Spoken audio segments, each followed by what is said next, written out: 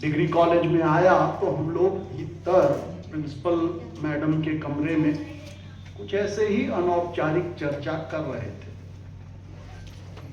उस चर्चा के क्रम में प्रोफेसर कयूम साहब आर्टिफिशियल इंटेलिजेंस की बात कर रहे थे। यह आर्टिफिशियल इंटेलिजेंस पूरी दुनिया का नक्शा बदल देने वाला है।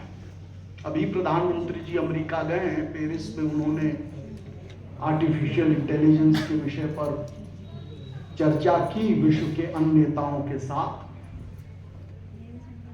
और पूरी दुनिया बौखलाई हुई है कि ये आर्टिफिशियल इंटेलिजेंस हमारे समाज को, हमारे विश्व को, हमारे जीवन को न जाने कौन सी दिशा में ले जाएगा। किसी को नहीं मालूम। सब कहा जाता है ना, लाल भुजक्कड़ी। जैसे एक हाथी एक गांव में पहुंचा तो लोग पहुंचे और अनुमान किसी ने पैर पकड़ा, उसने कहा कि भाई ये तो जो है पेड़ का तना है। जिसने पूंछ पकड़ी उसने कहा नहीं रस्सी है। उसी तरह से आर्टिफिशियल इंटेलिजेंस के बारे में स्वयं वैज्ञानिक भी कयास लगा रहे हैं, और मेरा पूरा जीवन समाज शास्त्र के अध्ययन में गुजरा है, मुझे भी समझ में नहीं आ रहा। अब आप लोग कहेंगे कि ये मेरी माटी मेरा देश राष्ट्रीयता एवं विकास की संयुक्त गाथा में आर्टिफिशियल इंटेलिजेंस का विषय लेकर मैं क्यों आपके सामने खड़ा हो गया। जब मैंने इस हॉल में प्रवेश किया तो इस कार्यक्रम के संगठन मंत्री डॉक्टर वीके राय जी का उद्बोधन सुन रहा,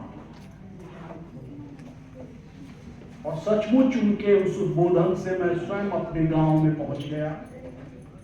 मेरे ख्याल से आप भोजपुरी भाषी, मैं अवधी भाषी हूं, बहुत अंतर नहीं है, एक ही। जिस संस्कृति की वो बात कर रहे थे, बार बार कह रहे थे हमारे यहाँ, ये संस्कृति पूरे भारत की। गांव में ही अपना सर्वस्व देख लेना, ये भारतीय दृष्टि। आपको कन्याकुमारी, तमिलनाडु, अभी मैं नॉर्थ ईस्ट के प्रवास पर था, वहां भी गुजरात में प्रवास किया, वहां भी कश्मीर में भी, गुजरात में भी, महाराष्ट्र में भी। यह जो लोक संस्कृति है, जो माटी की संस्कृति है, उससे संपूर्ण भारत जुड़ा हुआ है। तो एक तरफ माटी की संस्कृति है और दूसरी तरफ आर्टिफिशियल इंटेलिजेंस है।